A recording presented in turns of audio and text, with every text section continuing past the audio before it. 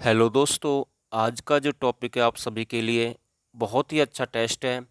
और जो प्रश्न हम आपके लिए लेकर आए हैं वो ऐसे प्रश्न हैं, अगर यहाँ से सारे प्रश्न एग्जाम में आ गए तो मैं कह सकता हूँ कि आपका स्कोर बिल्कुल नील हो सकता है, क्योंकि आपने ऐसे प्रश्न पढ़े ही नहीं है, आपको ओवर कॉन्फिडेंस है। तो इसलिए हम कहते हैं कि हरियाणा जीके को आसान बिल्कुल ना समझे, गहराई तक बिल्कुल जाएं, गहराई तक इसकी तैयारी करें, तभी सिलेक्शन होता है। और हम बार बार यही कहते हैं, जीके के दम पर सिलेक्शन हो सकता है। कैसे हो सकता है ये प्रश्न आपको बता देंगे कि हम कैसे प्लस हो सकते हैं। तो दोस्तों वीडियो के साथ बने रहें। और मैं दूसरी बात आपसे ये भी कहना चाहता हूँ, अगर कोई भाई इसमें से कम 30 जो प्रश्न है आपके लिए, अगर आप इसमें से 10 प्रश्न भी कर दें तो मुझे प्लीज़ सच्चाई से कमेंट करके बताना कि हाँ सर हमने इतने प्रश्न कर दिए हैं। तो पहला प्रश्न है मेरा आपके लिए, और वीडियो को एंड तक देखना। ऐसे प्रश्न है जो एग्जाम में आजकल पूछे जा रहे हैं, एक एक प्रश्न बहुत ही जरूरी है एग्जाम के लिए। तो मेरा पहला प्रश्न यहाँ से जो आप सभी के लिए है कि राजा लोनकरण का संबंध किस जिले से है। अब बहुत से भाई कह रहे होंगे कि राजा लोनकरण तो हमने आज नाम पहली बार सुना है। अरे भाई ये प्रश्न है, और बिल्कुल है। अगर आप ढंग से पढ़ेंगे तो ये भी बता दूंगा किस डिस्ट्रिक्ट में है। राजा नूरकरण नहीं है, राजा नूरकरण को तो सभी जानते हैं, लेकिन उसी डिस्ट्रिक्ट में है एक राजा लोनकरण। कौन है? राजा लोनकरण है। कहाँ से संबंध रखते हैं? महेंद्रगढ़ से। दूसरी बात मैं आपको बताता हूँ थोड़ी सी जानकारी। जो राजा नूरकरण है उनका संबंध नारनौल से था। नारनौल प्राचीन समय में एक व्यापारिक केंद्र हुआ करता था, और नारनौल जो शहर बसाया गया था, यहाँ पर प्राचीन समय की हम बात करें, ये पूरा जंगल से घिरा हुआ था। और यहाँ पर शेरों का पूरा एक झुंड रहता था, मतलब शेर यहाँ पर सबसे अधिक रहते थे प्राचीन समय के अनुसार, और व्यापार केंद्र के लिए जाना जाता था प्राचीन के अनुसार। लेकिन एक 12वीं शताब्दी अगर उसकी हम बात करें, तो यहाँ पर एक राजपूत शासक किया करते थे। कब? 12वीं शताब्दी में। कहाँ पर? नारनौल में। और नारनौल को जो प्राचीन नाम दिया गया वो नंदीग्राम दिया गया। क्या नाम दिया गया है? नंदीग्राम दिया गया है। तो ये प्रश्न भी वहाँ से बन सकता है। और एक अभिलेख में वहाँ पर एक सूर्य नारायण में नारनौल को बहुत ही सुंदर आकृति के रूप में बताया गया है। तो दोस्तों ऐसे ऐसे प्रश्न आ जाते हैं। देखो एक प्रश्न आपके सामने, मैंने आपको कम से कम कई प्रश्न कवर करा दिए। अगला प्रश्न देखते हैं, राजा नहर जो दास का संबंध हरियाणा किस जिले से? राजा नहर दास का जो संबंध है हरियाणा के किस जिले से? अब बहुत से भाई कहेंगे कि सर नहर दास नहीं है, नाहर सिंह है वो। तो भाई राजा नाहर सिंह के लिए तो ऑप्शन मैं इसमें फरीदाबाद देता, बल्लभगढ़ देता, वो इसमें है ही नहीं। तो मैं आपको बताता हूँ राजा जो नाहर दास का संबंध है, तो इसका जो राइट आंसर है वो बिल्कुल भिवानी है। तो भिवानी का कौन सा स्थान है? तो लोहारू है। कौन सा है? लोहारू। तो लोहारू से इनका संबंध है। इंपॉर्टेंट प्रश्न है, बिल्कुल ध्यान देना, क्योंकि हम बिल्कुल डीपली कराते हैं और वही हमारा लक्ष्य है कि जहां से आपका सिलेक्शन हो सके। अगला प्रश्न देखते हैं, हरियाणा में जूट राजा की उपाधि किसे दी गई? तो ये प्रश्न अगर आप चाहे तो कर सकते हैं, अगर किसी भाई ने ढंग से पढ़ा होगा। हरियाणा में जूट राजा की उपाधि किसे दी गई? तो अनंगपाल द्वितीय को दी गई, कि छाजूराम सेठ है क्या उसे दी गई, या फिर आपके अब्दुल रहमान खान है, फिर राजा नाहर सिंह को दी गई? तो चार ऑप्शन आपके सामने है, बिल्कुल जैसे कि आप सभी देख पा रहे हैं। उपाधि ये आपकी छाजूराम सेठ को दी गई। किसे दी गई? छाजूराम सेठ को दी गई। मोस्ट इंपोर्टेंट प्रश्न है। अगला प्रश्न देखते हैं, राजा भाग सिंह का संबंध किस जिले से है? देखो राजा भाग सिंह का संबंध जो आपका जींद जिले से है। किस जिले से है? तो राजा भाग सिंह कहाँ से संबंध रखते हैं? जींद से रखते हैं। तो एक राजा प्रताप सिंह भी थे, सभी जानते हैं जींद का विद्रोह। कौन नहीं जानता उसके बारे में, कब हुआ वो हमें आप कमेंट करके बताएं, क्योंकि यहाँ से प्रश्न कई बार पूछा गया है। प्रताप सिंह को सभी जानते हैं, राजा भाग सिंह के बारे में आपने बहुत ही कम पढ़ा होगा, लेकिन इनका संबंध भी कहाँ से है? जींद से है। अगला प्रश्न देखते हैं, हरियाणा का प्रसिद्ध तरावड़ी का दुर्ग का निर्माण किस शताब्दी में करवाया गया? तो हरियाणा का जो तरावड़ी का दुर्ग है उसका जो निर्माण है, इसका जो निर्माण है आपका 12वीं शताब्दी में किया गया। किसका? तरावड़ी के दुर्ग का निर्माण। लेकिन आपको मैं एक और प्रश्न बता रहा हूँ इसके साथ साथ, तरावड़ी का जो दुर्ग है इसका निर्माण 12वीं शताब्दी में हुआ था, लेकिन हांसी, जी हाँ, हांसी का जो किला है कहाँ पर है? ये आपका हिसार में है। हांसी एक ऐसा पहला जिला है, पुलिस जिला है जिसे बनाया गया था हरियाणा में, दूसरा मानेसर बन गया। लेकिन जो हांसी का किला है इसका निर्माण भी 12वीं शताब्दी में करवाया गया था। कब करवाया गया था? इसका निर्माण भी 12वीं शताब्दी में करवाया गया था। तो दोस्तों मैं आपसे बस एक ही बात कहता हूं कि गहराई से पढ़े, ऊपर से बिल्कुल ना पढ़े। अगर आपको ऐसे ही पढ़ना है और सिलेक्शन निकालना है तो स्क्रीन पर आपके सामने नंबर है, आप यहां से हमारे साथ मैसेज कर सकते हैं। आप हमारे पास यहां पर कॉल कर सकते हैं। और हमने 199 रुपये में मात्र पेड बैच चलाया हुआ है और यहाँ पर आपकी हम फुल डीपली, जैसे आप सामने देख पा रहे हैं, ऐसे हरियाणा जी के कवर करा रहे हैं टॉपिक के हिसाब से। जो हमारी क्लास होती है उसके साथ साथ आपको उसी की टॉपिक की पीडीएफ दी जाती है और वीक में जितना कवर होता है उसका ऑनलाइन टेस्ट लिया जाता है। और इसके साथ साथ जो आपके लिए सबसे बड़ी फैसिलिटी है, इसमें आपकी हम हरियाणा करंट अफेयर भी कंप्लीट करा के दे रहे हैं जनवरी से सितंबर 2020 की। तो मौका है आपके लिए, फ़ायदा उठाएं, अभी समय है। और केवल आपको एक बार पे करना है, बार बार पे नहीं करना है। इसलिए हम आपसे कहते हैं कि गहराई से पढ़े अगर आपको सिलेक्शन लेना है, क्योंकि भाई तभी सिलेक्शन हो सकता है, क्योंकि लाखों की संख्या में कैंडिडेट जाते हैं एग्जाम देने के लिए और आप वहां पर गलती कर देते हैं। अगला प्रश्न देखते हैं, हरियाणा का प्रसिद्ध लोहारू के किले का निर्माण किस राजा ने करवाया? तो हरियाणा का जो प्रसिद्ध लोहारू के किले का निर्माण किस राजा ने करवाया? देखो लोहारू मैं आपको बता दूं, ये लोहारू एक भिवानी डिस्ट्रिक्ट है। कौन सी डिस्ट्रिक्ट है? भिवानी डिस्ट्रिक्ट में पड़ता है। और इससे यहाँ से 18 शताब्दी की क्रांति के जो नेता थे वो थे अमीनुद्दीन। कौन थे? अमीनुद्दीन। यहाँ से ये प्रश्न एग्जाम में बन सकता है। लेकिन मेवात के साथ जो 18 शताब्दी क्रांति के नेता थे मेवात से, देखो ये अमीनुद्दीन थे लोहारू भिवानी से। लेकिन एक थे सदरुद्दीन और सदरुद्दीन थे मेवात से। अमीनुद्दीन और सदरुद्दीन दोनों नाम एक से, कंफ्यूज नहीं होना, दोनों का संबंध मैंने आपको अलग अलग बता दिया है। तो जो प्रश्न है आपके सामने, लोहारू किले का निर्माण किसने करवाया? तो इसका जो राइट आंसर है राजा अर्जुन देव के द्वारा इसका निर्माण करवाया गया। अगला प्रश्न देखते हैं। और भाई बिल्कुल सच्चाई से कमेंट करना कि आप कितने परसेंट सही कर पाए, हमें आपकी कमेंट का इंतजार रहेगा। राजा फतेह सिंह का संबंध किस जिले से है? तो 4 ऑप्शन आपके पास में है। तो राजा फतेह सिंह का संबंध किस जिले से है? देखो मैंने उस स्थान को नहीं डाला, मैंने डायरेक्ट डिस्ट्रिक्ट दे दिया। अगर मैं स्थान देता तो आप बिल्कुल आंसर लगा सकते थे और फिर भी नहीं लगा सकते थे, क्योंकि अगर मैं सभी के स्थान दे देता, जैसे झज्जर का मैं दे देता बहादुरगढ़, पानीपत का मैं दे देता, मान के चले जो भी है इसराना है, जो भी है इसमें है आता है, सिरसा का मैं रानिया दे देता, कुरुक्षेत्र का मैं थानेश्वर दे देता। तो इसका जो राइट आंसर है क्या होगा? कुरुक्षेत्र। और कहाँ पर है कुरुक्षेत्र में? ये थानेश्वर में है। थानेश्वर से इनका संबंध है, किसका? राजा फतेह सिंह का। तो भाई मैं फिर से कह रहा हूँ, आप अगर ढंग से तैयारी नहीं कर रहे हैं तो आप अपने आप को धोखा दे रहे हैं। आपका तैयारी करने का कोई फ़ायदा नहीं है। ये वीडियो आपको बहुत कुछ सिखाएगी। मैं गारंटी के साथ कहता हूँ कि आपको कैसे पढ़ना है। अगर सिलेक्शन लेना है तो बिल्कुल ऐसे ही पढ़ना होगा और वही हमारा काम है। अगर किसी भाई को नौकरी चाहिए तो आप हमारे साथ जुड़ सकते हैं। यहाँ से आपके जो जीके के प्रश्न हैं हम बिल्कुल डीपली कवर करा के देंगे, वही जहाँ से एग्जाम में पूछे जा रहे हैं। अगला प्रश्न देखते हैं, हरियाणा का प्रसिद्ध राजा राजा राम का संबंध किस जिले से है? तो एक राजा थे, प्राचीन समय की हम बात कर रहे हैं, तो इनका जो संबंध है कहाँ से है? तो राजा राम का संबंध पानीपत से है, सिरसा से, पंचकुला से या फरीदाबाद से है। तो इसका जो राइट आंसर होगा, राजा राम का संबंध आपका फरीदाबाद से है। कहाँ से है?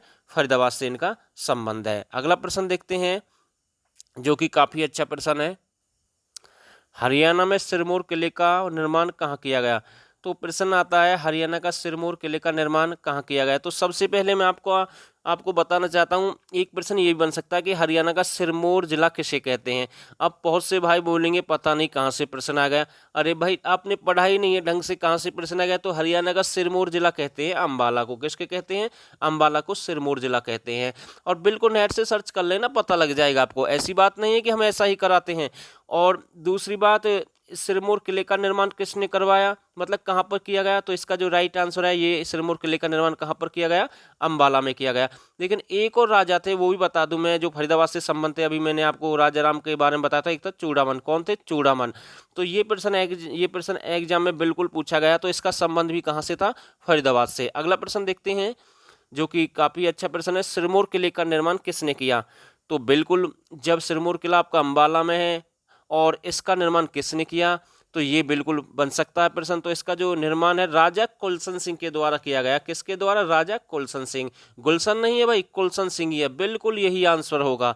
अगला प्रश्न देखते हैं, हरियाणा में 81 बागड़ी शब्दों का प्रयोग किस प्रमुख व्यक्ति ने किया? देखो श्याम सुंदर दास थे, जो उन्होंने बहुत सारे शब्दों का प्रयोग किया, उसके बारे में बात नहीं कर रहा हूँ। एक डॉक्टर कैलाश चंद्र भी हैं, उन्होंने भी घनी शब्दों का प्रयोग किया, उनकी मैं बात नहीं कर रहा हूँ। लेकिन ईश्वरी प्रसाद शर्मा को कोई नहीं जानता, सब जानते। इन्होंने भी कुछ शब्द प्रयोग में लिए थे, थोड़ी बहुत लिए थे, लेकिन इनका नाक के बराबर है। लेकिन अगला जो नया प्रश्न यहाँ से बन सकता है, 81 बागड़ी शब्दों का प्रयोग किसने किया? तो मथुरा प्रसाद अग्रवाल ने किया। तो बागड़ी एक भाषा होती है जिसे बांगर भी कह सकते हैं, ऐसा प्रश्न यहाँ से बन सकता है। अगला प्रश्न देखते हैं, हरियाणा में प्रथम हॉकी एस्को टर्फ कहाँ स्थापित किया गया था? देखो बिल्कुल अच्छा प्रश्न है, हरियाणा प्रथम हॉकी एस्को टर्फ जो टर्फ है कहाँ स्थापित किया गया था? तो इसका जो राइट आंसर होगा नेहरू स्टेडियम गुरुग्राम। तो नेहरू स्टेडियम में किया गया, और ये आपका कहाँ पर है? नेहरू स्टेडियम गुरुग्राम के अंदर है। तो भाई मैं बिल्कुल यही कहूँगा कि आज का जो टॉपिक हम आपके लिए लेकर आए हैं, तो बहुत ही कम स्टूडेंट ऐसे होंगे जो इसमें ठीक ठाक स्कोर कर पाएंगे। नहीं, मुझे नहीं लगता, क्योंकि ऐसे ही प्रश्न आते हैं एग्जाम में और वही आपको सिलेक्शन से बाहर करते हैं। हरियाणा का प्रथम महिला सब बिजली स्टेशन कहाँ स्थापित किया गया? ये प्रश्न आप कर सकते हैं, थोड़ा सा इजी प्रश्न है। तो हरियाणा का प्रथम महिला सब बिजली स्टेशन कहाँ स्थापित किया गया? तो इसका जो राइट आंसर है पानीपत। कहाँ पर स्थापित किया गया? बिजली पानी से बनती है, थोड़ा सा ट्रिक मिलाने की कोशिश करें तो सब डिवीजन बिजली वाला कहाँ पर स्थापित किया गया? पानीपत। अगला प्रश्न देखते हैं, महाभारत काल में महाभारत सेना ने अपना शिविर कहाँ पर आयोजित किया? तो जिन भाइयों ने मेरी लास्ट क्लास देखी होगी चरखी दादरी की डिस्ट्रिक्ट, तो उन्होंने बिल्कुल समझ में आ गया होगा, क्योंकि मैंने पेड बैच में वो डाली थी, तो वो बिल्कुल समझ गए होंगे इसका सही आंसर क्या होगा। तो महाभारत काल में महाभारत सेना ने अपना शिविर कहाँ पर आयोजित किया था? तो मैं बता देता हूँ आपको, श्यामसर तालाब के किनारे, और ये आपका कहाँ पड़ता है? चरखी दादरी में पड़ता है।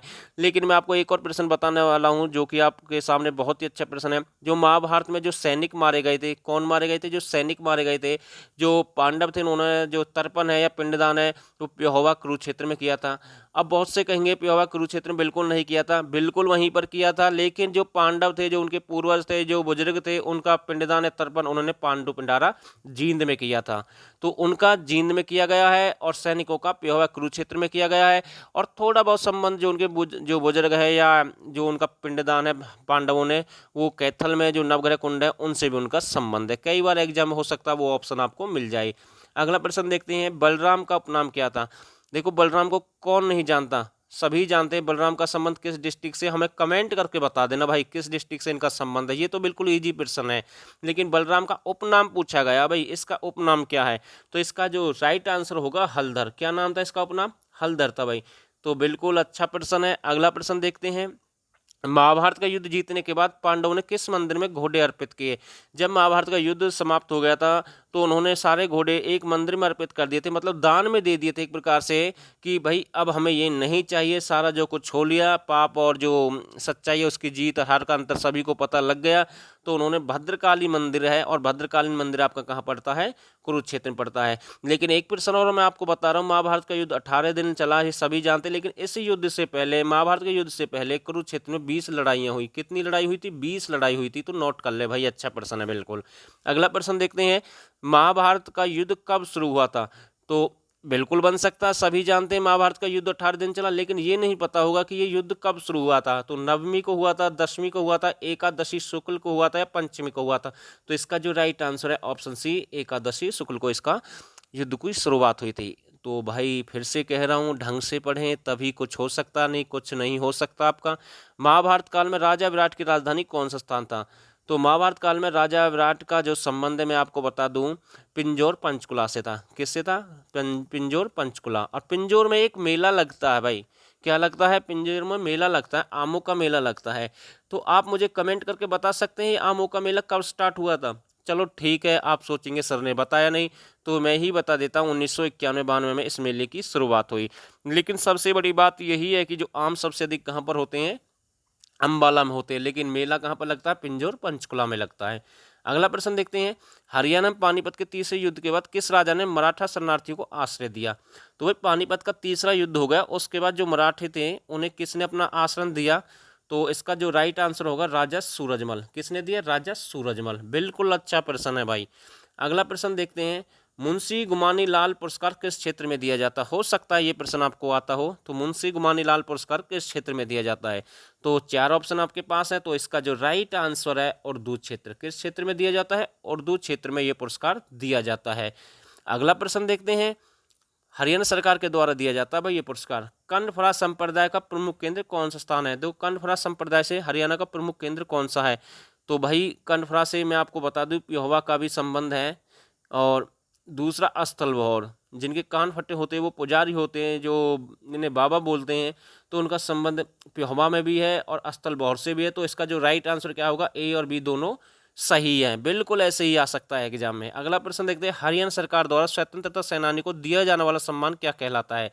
देखो हरियाणा सरकार द्वारा जो स्वतंत्रता सेनानी थे उन्हें दिया जाने वाला सम्मान क्या कहलाता है। तो भाई स्वतंत्रता सेनानी, एक रेवाड़ी का गांव था, वहां से सबसे अधिक स्वतंत्रता सेनानी थे। एक गांव से 47 स्वतंत्रता सेनानी थे जो शहीद हुए थे एक प्रकार से। मुझे थोड़ा सा ध्यान नहीं आ रहा उस गांव का नाम, ऐसा ही नाम है, कुछ छोटा सा ही नाम है, मुझे ध्यान नहीं आ रहा, सॉरी उसके लिए मैं आपसे माफ़ी चाहता हूँ।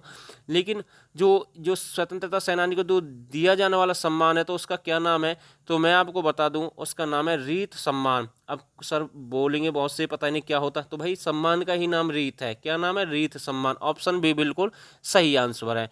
अगला प्रश्न देखते हैं, हरियाणा वस्त्र विज्ञान तकनीकी संस्थान की स्थापना कब की गई।